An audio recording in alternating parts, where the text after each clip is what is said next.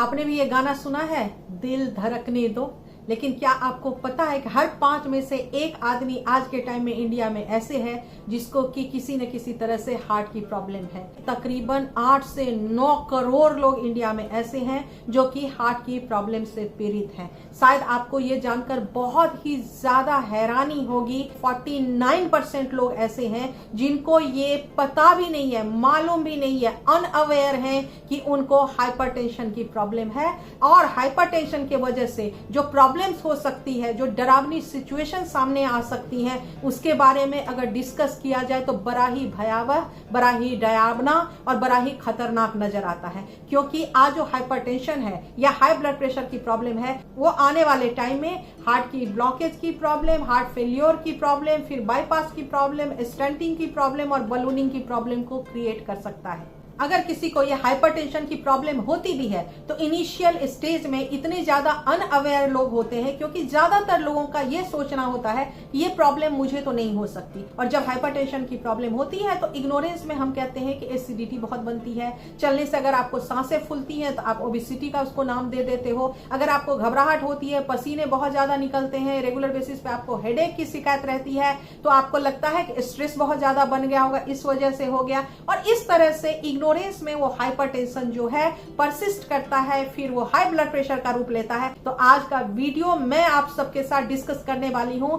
ये high blood pressure, ये hypertension क्यों होता है, किस कारण से होता है, नेचुरल ट्रीटमेंट और नेचुरल रेमेडी से इसको प्रिवेंट कर सकते हैं, उसके बारे में डिटेल में बात करेंगे। तो चलिए जल्दी से वीडियो को स्टार्ट कर लेते हैं। हेलो, सलाम, नमस्ते, केम छो, मैं हूं पुनीता झा, आपकी होस्ट और दोस्त। आपको पता है कि हाइपरटेंशन का मूल जो 2 कारण है वो है एक सेडेंटरी लाइफस्टाइल और जो आपकी फूड की क्वालिटी होती है। मतलब कि जो आप खाना खाते हैं वो खाने में क्या एक्चुअल में खाते हैं, वो सबसे बड़ा रीजन होता है, जिसके वजह से आपके गट से रिलेटेड प्रॉब्लम, मोशन से रिलेटेड प्रॉब्लम, कॉन्स्टिपेशन से रिलेटेड प्रॉब्लम होनी अपने आप स्टार्ट हो जाती है। अब मैं आपको कुछ बड़ा ही इंपॉर्टेंट पॉइंट ऐसे बताने वाली हूं जिनको सीरियसली आप सुन भी लीजिए और नोट डाउन करके भी रख लीजिए। तो अब रेमेडीज आपको बताने जा रही हूं, ध्यान से सुनिए, नोट कर लीजिए, लगातार 30 दिन कीजिएगा।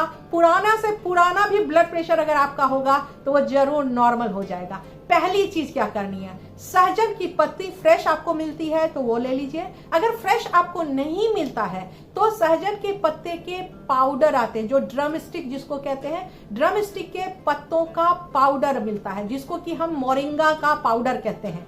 1 चम्मच ये पाउडर लेना है, इसको 1 गिलास पानी में उबालना है, बॉईल करके इसको पूरी तरीके से पहले ठंडा होने देना है। फिर आपने इसको छानना है। इसको नाश्ते के बाद, ब्रेकफास्ट के आधे घंटे के बाद पीना है, लेकिन पीना सिर्फ 2 दिनों तक है। 2 दिन पीजिए, फिर आप ब्रेक दीजिए, उसके बाद फिर आप 2 दिन लीजिए, फिर ब्रेक दीजिए। और जब आपका ब्लड प्रेशर नॉर्मल हो जाए उसके बाद आप इसको हफ्ते में 1 बार इसी तरीके से लेना शुरू कर दीजिए।